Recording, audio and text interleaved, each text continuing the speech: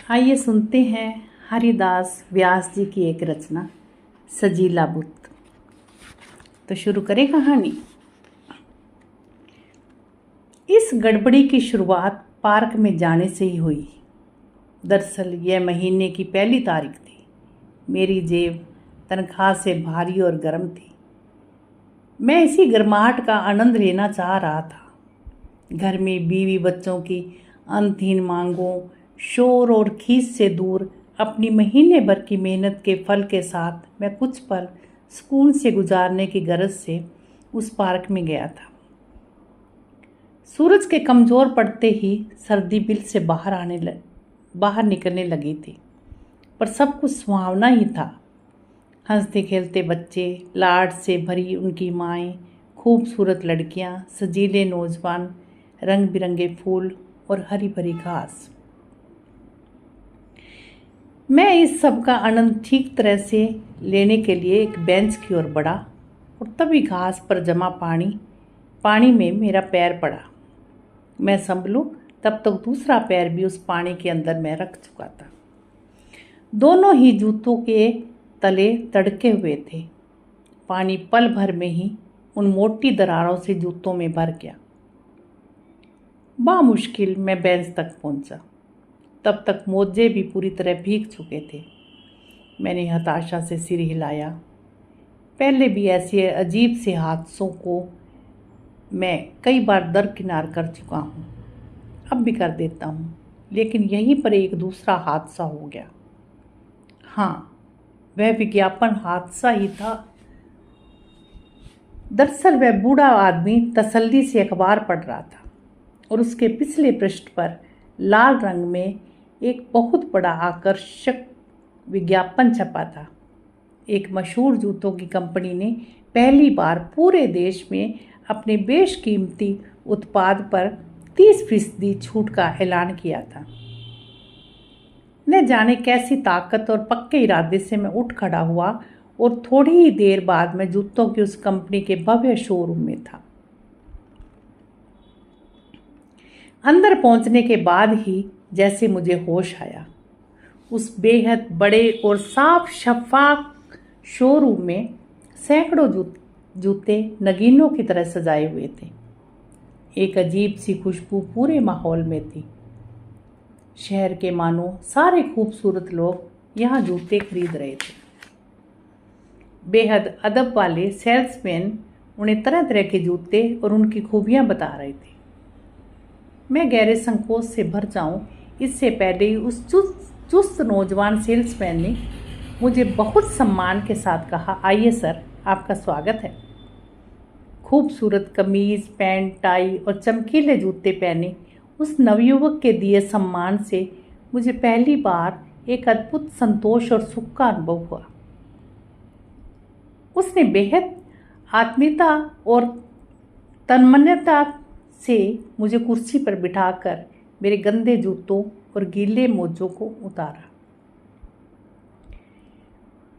उसने मेरे आगे सुंदर जूतों का ढेर लगा दिया। कितने ही जूतों को उसने मेरे पैरों में डाला, उतारा।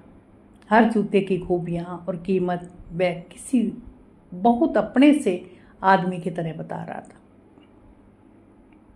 एक जूते पर मेरी नज़र अचानक ठहर गई, जिसे उसने तुरंत भांप लिया और बहुत प्रशंसा के स्वर में बोला, वाह सर, क्या पसंद है आपकी? हमारी कंपनी ने ये डिज़ाइन पहली बार बनाया है। यह पूरी तरह से यूरोपियन डिज़ाइन है। यह न केवल खूबसूरत है बल्कि इस उतना ही मजबूत और टिकाऊ भी है। आप बाकी सब छोड़िए सर, बस इसे पहनिए। भूरे रंग का वह जूता अपनी बनावट और चमक में सबसे अलग था। मुझे खुशी हुई कि मेरी पसंद वाकई अच्छी है और मेरी ये खूबी सेल्समैन को भी मान गया। फिर भी मैंने अपने हिस्सों को भरसक छुपाते हुए उससे जूते के दाम पूछे। उसने कैलकुलेटर पर पल भर में हिसाब कर बताया, सर 30% छूट के बाद ये आपको सिर्फ 1870 में पड़ेगा। इस जूते की फीलिंग ही अलग है सर। और सर, यह न केवल सालों तक चलेगा बल्कि इसकी चमक भी अंतिम दम तक बनी रहेगी। सच तो यह कि इससे पहले मैंने महंगे से महंगा 400 रुपये का जूता पहना था। उसके लिए भी उस बदतमीज दुकानदार को बहुत चिरोरी करनी पड़ी थी। पर 4 दिन बाद ही उस जूते की चमक चली गई थी और आज 1870 में भी यह जूता मुझे महंगा नहीं लग रहा था। मुझे खुद अपने पर आश्चर्य हो रहा था, पर यह दाम मुझे बिल्कुल वाजिब लग रहा था। मैं इस उधेड़ बूंद से उभरूं तब तक वह मेरे सामने खूबसूरत जुराबे ला चुका था। मैंने मन ही मन उसे समझदार कहा, इतने खूबसूरत जूते फटे सड़े और ढीली इलास्टिक वाले जुराबों के साथ तो नहीं पहने जा सकते। जूतों के रंग के हिसाब से उसने 2 जोड़ी जुराबें एक तरफ रखी और फिर उसमें से एक जोड़ी मुझे पहनाकर जूते पहना दिए। उसके बाद बिना नाक भौं सिकोड़े मेरे फटे जूतों और बदबू देती गीली जुराबों को नए जूतों के खूबसूरत बैग में पैक किया और उसी व्यस्तता के साथ बोला, सर कुछ कदम चलकर देखिए, आपको कैसा लग रहा है। खुशी और संकोच से मैं कुछ कदम चला तो मुझे जूते न केवल बहुत आरामदायक लगे बल्कि बेहद खूबसूरत भी लगे।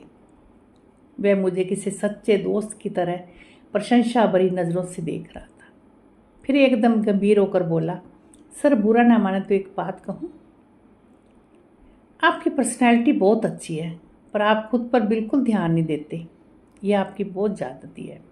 केवल एक बार खुद पर थोड़ा खर्च करके हम बरसों तक स्मार्ट बने रह सकते हैं, और फिर आपको तो ऊपर वाले ने ऐसी पर्सनैलिटी दी है। मुझे उसकी सेल्समैनी समझ में आ रही थी, पर वह एकदम झूठ भी तो नहीं बोल रहा था। क्या 1 साल में खुद पर एक तनख्वाह खर्च करने का मेरा हक नहीं है? मुझे कोई राय जाहिर करने का बिल्कुल भी मौका दिए बिना वह बोला, सर एक बार मेरे कहने पर आप हमारे मेंस वियर सेक्शन में चलिए। मैं दावा करता हूँ कि आपको एक ऐसा लुक दे दूंगा जिस पर आप खुद फिदा हो जाएंगे। मेरे जवाब का इंतजार किए बिना वह मेरा सामान उठाकर दूसरी ओर चल दिया। पल भर ठिठकने के बाद मैंने अपने आप को उसके हवाले कर देने का निर्णय ले लिया। उसने अपने निर्णय से मैंने खुद को बहुत हल्का महसूस किया। यह एक और नई और जादुई दुनिया थी। कमीज़ पैंटों में सजे पुतले भी शायद मुझसे ज़्यादा खूबसूरत लग रहे थे। यहाँ की रोशनी सूरज की रोशनी से अधिक उजली और चांदनी से अधिक भव्य लग रही थी। इस जादू के हवाले सौंप कर मैं खुद को बेहद रोमांचित और खुश अनुभव कर रहा था। तभी वह मेरे सामने कई जोड़े पैंट कमीज ले आया। बक्से लेकर आए असिस्टेंट को उसने एक एक जोड़ी निकालने को कहा। आखिरकार उसने 2 कमीज और 2 पैंट अलग की। फिर पल भर ठिठक कर बोला, 1 मिनट रुकिए सर।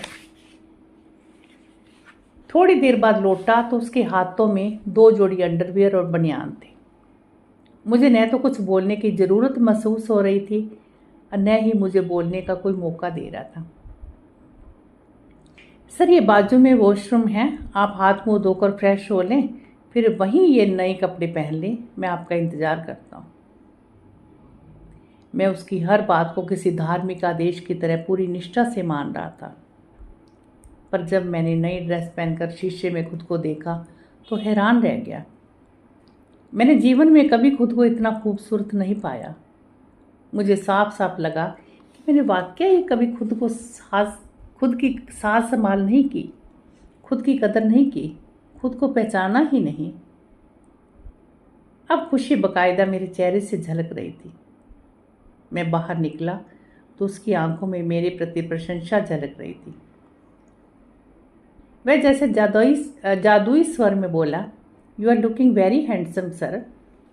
फिर उसने एकदम फुर्ती से कहा, सर 2 चीज़ों की कमी रह गई। फिर उसने तत्परता से मेरी एक पैंट में एक बेल्ट डाली और उसके बाद उसने मुझे गहरे नीले रंग के डिजाइन वाला एक जैकेट पहना दिया और बोला, you are looking like a model sir. मैंने पहली बार मुस्कुराते हुए कहा, तुम पक्के सेल्समैन हो। पर मैं सचमुच बहुत खुश था। उसने मौका देकर मुझे बिल थमाए बिलों पर एक उड़ती नज़र डालते हुए मैंने उसके हाथ पर अपनी लगभग पूरी तनख्वाह रख दी। उसने काउंटर पर बिल चुकाकर मेरे हाथ में 160 रुपये थमाए। तब तक मैं खुद को अलग अलग मुद्राओं में शीशे में देखने का भरपूर मजा ले रहा था। वह जब मेरे नज़दीक आया तभी बिना चौंके मैंने उसके हाथ से पैसे लेकर मुस्कुरा भर दिया। वह पल भर को चौंका, फिर झुककर मीठे स्वर में बोला, थैंक यू सर। वह दरवाजे तक मुझे छोड़ने आया। एक बार फिर विनम्रता से कहा, thank you very much sir, good night sir. नई खूबसूरत बैगों में अपना पुराना सामान थामे मैंने शहर को पहली बार एक भरी नई नज़र से देखा। सोडियम वेपर्स और नियोन लाइटों से नहा रहा शहर अद्भुत और ऊर्जा भरा लग रहा था। पहली बार मैं खुद को इस जीवंत शहर का एक अभिन्न हिस्सा मान रहा था। पर यह एहसास और खुशी अपने मोहल्ले में पहुंचते ही मेरा साथ छोड़ने लगे। मुझे याद आया आज हर हाल में पत्नी के लिए इस महीने की दवाइयाँ लानी थी। बहुत हिचक के साथ मैंने घर में कदम रखा तो पाया वह मेरा इंतजार कर रही थी। मुझे देखते ही वह चौंक गई, पर पल भर में उसके चेहरे पर प्रशंसा और प्यार आ गया। वह पास आकर बोली, सुनो जी, बहुत सुंदर लग रही हो, ऐसे तो दुल्हे बने तब भी नहीं लगे थे। फिर बोली, मैं बहुत थकी हुई हूँ, कब से सोने का सोच रही थी, आप खाना खा लेना। मुझे एक बार फिर प्यार से देखकर वह सोने चली गई। बच्चे मुझे किसी अजनबी की तरह देख रहे थे। मुझसे आंख मिलते ही वे अपनी किताबों को संभालने लगे और मैं घर की पीली मरियल रोशनी में खुद को एक सजे हुए पर बेनूर पुतले की तरह खड़ा हुआ महसूस कर रहा था। तो अभी आप सुन रहे थे हरिदास व्यास जी की एक रचना सजीला बुत।